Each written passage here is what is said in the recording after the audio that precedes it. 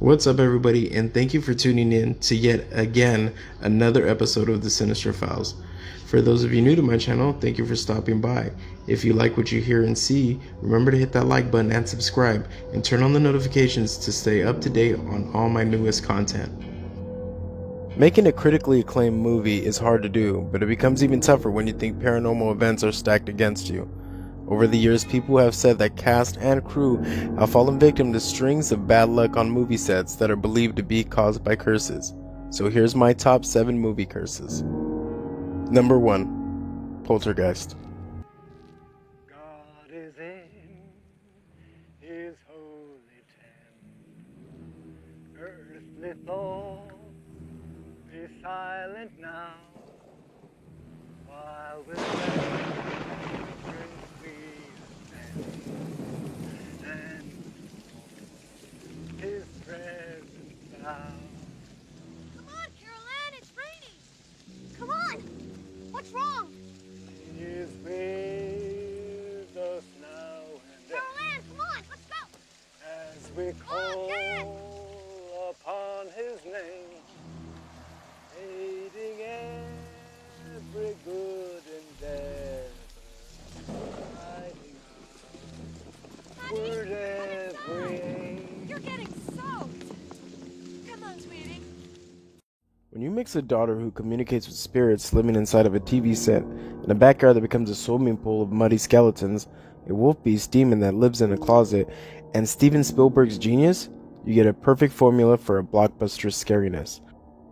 Released in 1982, the original Poltergeist, directed by Tobe Hooper and produced by Spielberg, was an instant success and is considered to be a masterpiece of American horror cinema. The film focuses on the Freelings, a middle-class family whose life is turned upside down when a number of paranormal and vicious events occur in their California home, and their daughter Carol Ann is abducted through her bedroom closet by a group of ghosts who are under the control of a monster demon called the Beast. After learning that their house sits on top of a Native American burial ground, the Freelings spend their time attempting to retrieve Carol Ann, and all of the while stay sane as they get smacked around, terrorized, and ultimately goobered on in the bathtub. With Poltergeist's success came a creepy mystique that the classic film is shrouded in real-life tragedies and that some interpret as a curse. 4 cast members died during and soon after the filming of the series. The majority of the fuel or alleged curse stems from the deaths of multiple cast members. In total, 4 cast members died during and soon after the filming of the series. 2 of these deaths were highly unexpected and puzzling, leading many fans to speculate on the trilogy's eerie implications. Carol Ann Freeling, the young focal point in the series, was played by Heather O'Rourke. Only 6 years old when the first Poltergeist film was released, O'Rourke captivated audience with her stark blonde hair, doll-like appearance, and big, inquisitive eyes. Sadly, however, she was misdiagnosed with Crohn's disease in 1987. The following year, O'Rourke fell ill again, and her symptoms were casually attributed to the flu. A day later, she collapsed and suffered a cardiac arrest after being airlifted to Children's Hospital in San Diego. O'Rourke died during an operation to correct her bowel obstruction, and it was later believed that she had been suffering from congenital intestinal abnormality. Dominique Dune, who played the original older sister Dana Freeling, met an equally tragic and unforeseen fate. In 1982, Dune separated from her partner John Sweeney in November of that year. He showed up at Dune's house pleading for her to take him back. When she refused, Sweeney grabbed Dune's neck or choked her until she was unconscious and left her to die in her Hollywood's home driveway.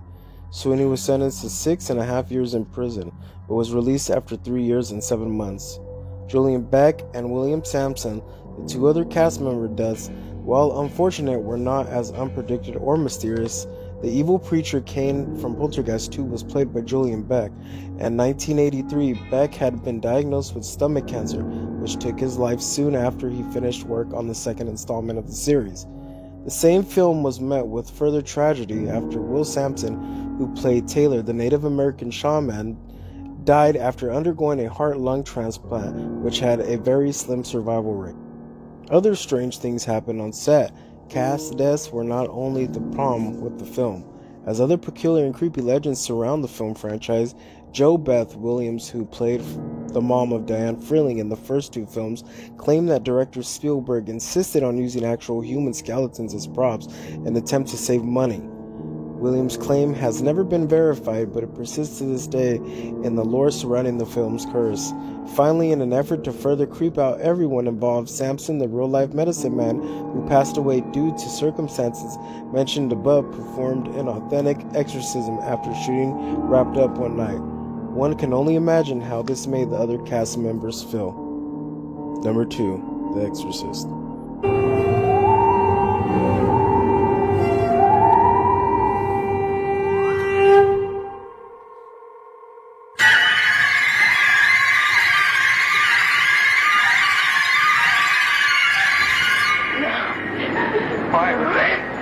I'm not going back in there. I have a friend in there alone, and I don't want to leave her in there alone. I'm not standing here shaking for nothing. How about you? It's very, very real. I don't like it. I want to go home. I want to see if it's going to make me throw up. Man, that is one of the most grossest movies in the world. I ain't never took my coat and hooked it over my face like that. I thought it was very powerful. Just turned my mind. Terrible. But I just found it really horrible. I just had to come out. I couldn't take it more. People are extremely depressed by this. Doesn't bother me that much. But I guess it bothered you more than it bothered me. Fantastic movie. I don't like it in Spanish or English or whatever. It's really gross. Did it upset you? Yeah. It was really terrific. I can't even think. I can't even talk. Makes my heart beat too fast.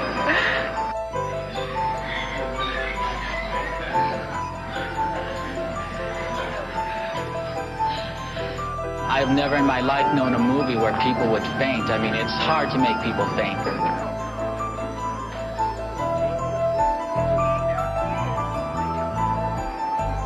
Well, as soon as they faint, I get out smelling salts. And like devil coming out of her. I just couldn't take it. I'm going to stay out here for the rest of the movie. You're not going to go back? No, I'm too scared. And I never get scared. I am too scared. I believe. I believe. The second time we've seen it, we still can't happen. Can't even describe it. It's horrible. 1973's The Exorcist was thought to be cursed because of many unfortunate events surrounding it. Some of the incidents include a set burning down, and the only room remaining that they didn't catch on fire was the actual room used for the exorcism in the movie. On set, injuries for actresses Linda Blair and Ellen Burstyn, and the deaths of two actors, McGowan and Melarios, right after the shooting wrapped. According to news source, it would go on to earn more than $441 million, around $1.862 billion in today's money, and became the first horror to be nominated for Best Picture Oscar. Number 3, The Twilight Zone. You unlock this door with the key of imagination. Beyond it is another dimension. A dimension of sound. A dimension of sight. A dimension of mind. You're moving into a land of both shadow and substance, of things and ideas. You've just crossed over into the Twilight Zone. The Twilight Zone show was a creepy mix of horror and science fiction, but some think of the 1983 feature-length adaptation was cursed in real life. During its filming, 3 actors were killed in a helicopter crash, actor Vic Morrow as well as 2 child actors, Renee Chen age 6 and Micaiah Dinley age 7. Ultimately, director John Landis, along with other filmmakers, was found innocent of involuntary manslaughter in the deaths. The incident obviously scarred everyone who was working on the film. Number 4, The Omen. Look at me! I'm over here!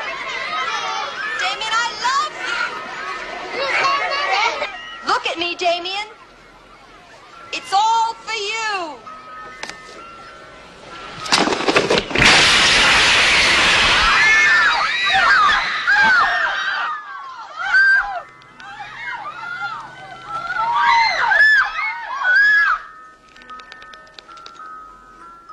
Another Another horror movie with a supposed curse is The Omen. According to a news source, because of bizarre and tragic incidents that occurred surrounding the film, both lead actor Gregory Peck and a film executive were flying in separate planes that were struck by lightning. There were also deaths surrounding the movie. A plane that was almost used for aerial filming in the movie but switched at the last minute crashed, killing everybody on board. And an animal trainer who worked on set was killed the next day by a tiger. Number 5. The Conqueror. Make way, I speak with Targetai. Lord, the Mongol chief! Let him approach!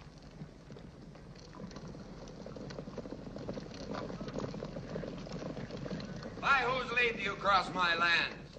The chief's lands are those his men can hold with arms, Temujin. The Murka chief comes to dispute them? Were we alone, it would be easier, Targetai.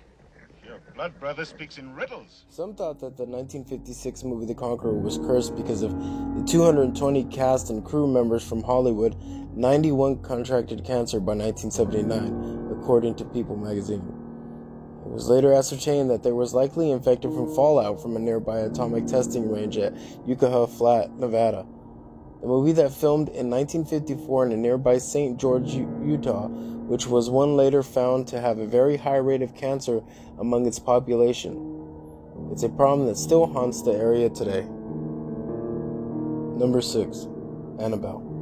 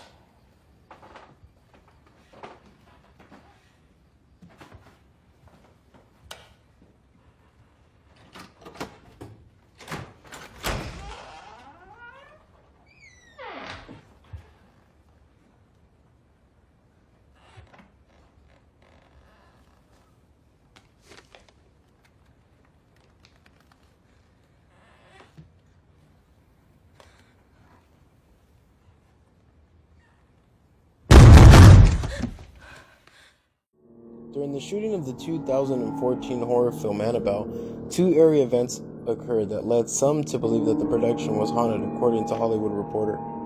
First director John R. Linetti said he walked into a filming location and saw a 3-fingered hamper on a dusty window that resembled the 3-fingered demon in the movie.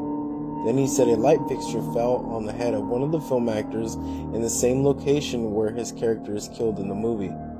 Annabelle was based on the story of a real cursed doll that today is kept in Ed and Lorraine Warren's Occult Museum in Monroe, Connecticut.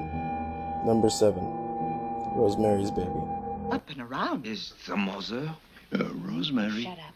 Rosemary. Shut up, you're in Dubrovnik. I don't hear you.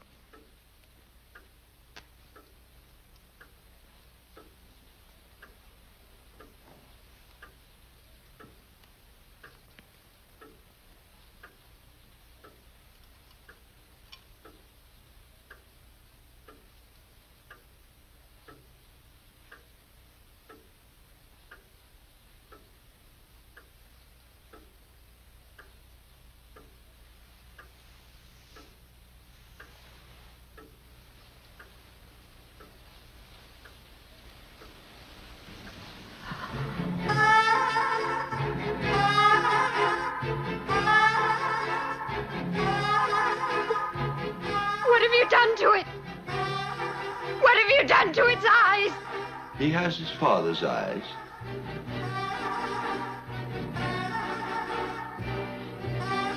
What are you talking about Guy's eyes are normal.